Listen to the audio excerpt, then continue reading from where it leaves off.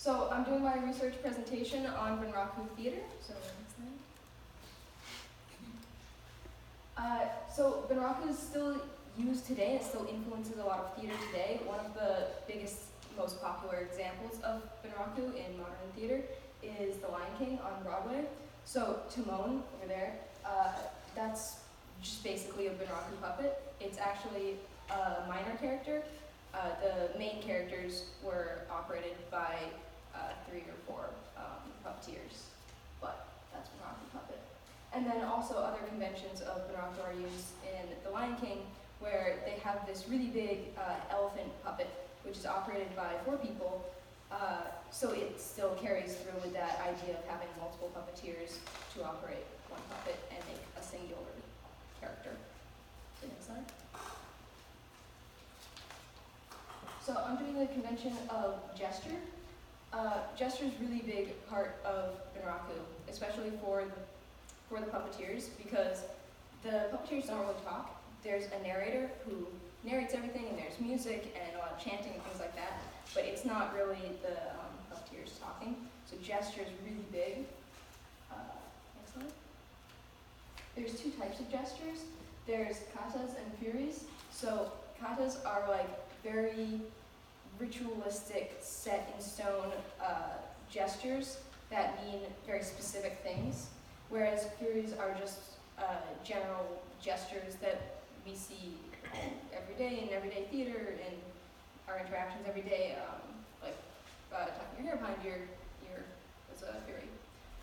And I have a video here of an example of gesture being used in Bunraku. And as you'll see in the video, all of the puppeteers are working together to move the puppet as one, and it looks like one very fluid motion. There's not a lot of like miscommunication between the puppeteers. Everything's very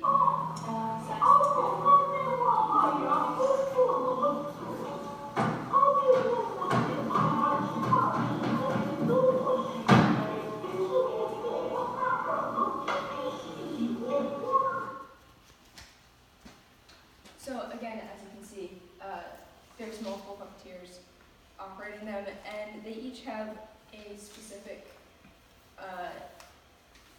part that they operate, and each one requires a different level of experience. So the first one is, what's the first one I'm going to talk about here? The feet. So the feet is the first spot where the puppeteers start out. You have to stay on the feet for 10 years before you're allowed to do anything else. And you are on the ground the entire time, and you wear all black, and you're hooded, and basically completely unimportant, and nobody's supposed to look at you. You don't exist. You're just operating feet. But feet are very important in Bunraku because the feet are used to control the tone and the mood and the tension in the scene based off of like how fast they tap the feet of the puppet. And also, there's a lot of communication that happens with feet. So there's one play called The Love Suicides at what place? Love Suicides at Sonazaki? And there's this whole scene where basically these 2 lovers, they end up committing suicide, but they're like having this whole conversation with their feet. So, and there's like no talk. It's literally just all katas and furies being used to communicate with the audience. So feet are very important. So next one. Oh, also with feet, women don't have feet. Unless it's like required specifically for the role. Female puppets just don't have feet. It's only a male thing, and that's a common thing throughout the rocket. Hands! Hands are the next area that the puppeteers go to. So after you spend 10 years on the feet, then you spend 10 years on the hands, and the hands are all, as you can see, very like animated, and they can pick things up with their hands and move them. And the puppeteers for the hands also are all in black and hooded, and you're not supposed to look at them. They don't exist. They're just operating hands. the hands also have very specific gestures. I found more specific gestures for the hands than I did for the feet, because I did. So according to No and Bunraku Theater, the art of Japanese theater, one of the books I read for this, when they are laughing, the man must throw his shoulders into the gesture, the woman touches her sleeve to her face and gazes down, so that's to express laughter, happiness. And then for surprise, you should turn the face away, putting forth the arms and raise clenched fists into the air to achieve the best effect. So a lot of the emotions are conveyed with the hands. The heads are so cool in Bunraku. So the heads is like the most important part. And once a puppeteer spends 10 years on the feet, 10 years on the hands, then they get to finally touch the head. And the heads are also very different for male and female puppets. So on a male puppet, the eyes move, the eyebrows move, like the mouth, everything about the face moves. It's very lifelike, and that's a very common thing throughout Bunraku. Everything's very realistic, even though they're using puppets.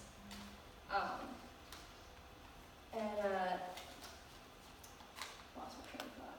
Anyways, the puppets, here we go. Cool. So the puppeteer operating the head is not hooded, and very important. He used to be hooded, but then he wasn't because people loved the puppeteers operating the head so much that they decided to make him not hooded because they became like little celebrities. And a lot of the gestures for the head that I found were all furies, so things like shaking the head no, just like how we do, and up and down for yes, things like that. But those are all still gestures that are all used in Bunraku. So next slide. So for my moment of theater, I'm doing a little snippet from a scene in Muppet's Christmas Carol, because it's like my favorite movie ever. But also because puppets are still used today in theater, obviously for the Lion King, but also still in film. And the Muppets is one example of that, but it's also interesting how the Muppets uses like puppets, but they put them in like real life setting with real actors, which is very similar to Bunraku, where it's all puppets, but the sets and the puppets themselves and everything about it is all very realistic. So if a puppet or character on stage is like pointing to a castle, there has to be an actual like castle on stage. So it's very similar in that manner. The Muppet's Christmas Carol, if you haven't seen this great work of art, is based off of the Charles Dickens book Christmas Carol, but it's a funnier version for kids. So, next slide. The moment I'm doing is with the Marley brothers. So they come back to life to warn Ebenezer Scrooge about the evils of not being a kind person. And this is how we do it. I have a video here to show that, which will play momentarily, and then you will see the video in a brief moment, as soon as the computer loads.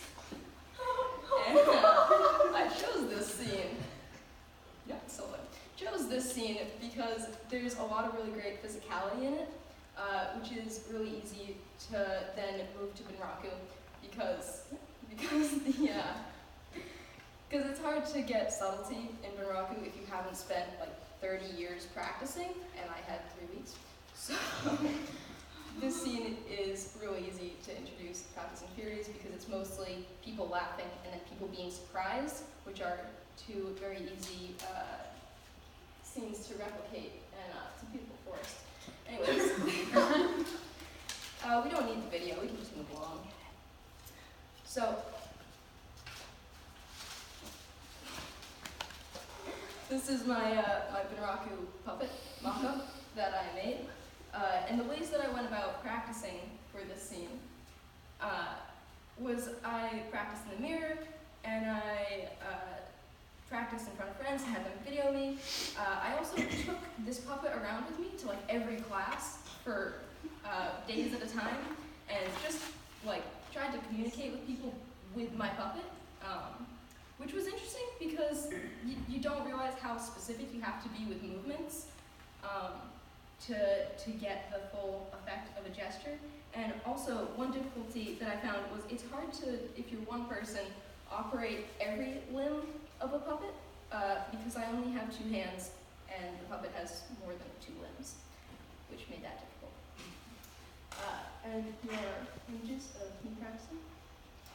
So for my moment of theater, I'm going to talk through it, work through it, because the puppeteers don't normally talk, so it would just be me moving a puppet and not saying anything, which would not make any sense. So one of the Marley brothers says, if they can't pay the rent, then we throw them out, and then he laughs, which in a Bunraku puppet would be done by throwing the shoulders forward and moving the head down in a male character. But in a female character, it would be done by moving the arm to the face and then like looking down. And then it cuts to Ebenezer Scrooge, who is looking very surprised because his friends have just come back to life and done a whole dance number at him. Shocking. And so to express surprise, Scrooge would then throw his fists up into the air and like move back to express surprise. That's surprising. So, next slide. There we go. My reflection. So, one of the areas of theater that I connected this to was our unit on Konstantin Stanislavski and realism and naturalism, because although they're very different, because there's not really any like set standard ritualistic things in realism, because it's all about being realistic, and we don't have a lot of that in our culture. It is very similar because they're both creating very realistic effects. It's just that the audiences that are watching them are different. So a Japanese audience in the 16th century watching a Bunraku play would already know all of the katas and all of the theories and know what to expect, and it would appear very realistic to them. In addition to that, the sets and all the tech elements are also very realistic for Bunraku. And then as a performer, this studying gesture in Bunraku helped me because I tend to not gesture very well. Being specific with my gestures is really difficult for me, but like having practice with the idea of having like a set number of gestures and things that you are allowed to do that have a specific meaning can often be really helpful in a scene and make it seem more realistic or not realistic and give you more control over the effect that you want to make in that scene. So that is my theater RP.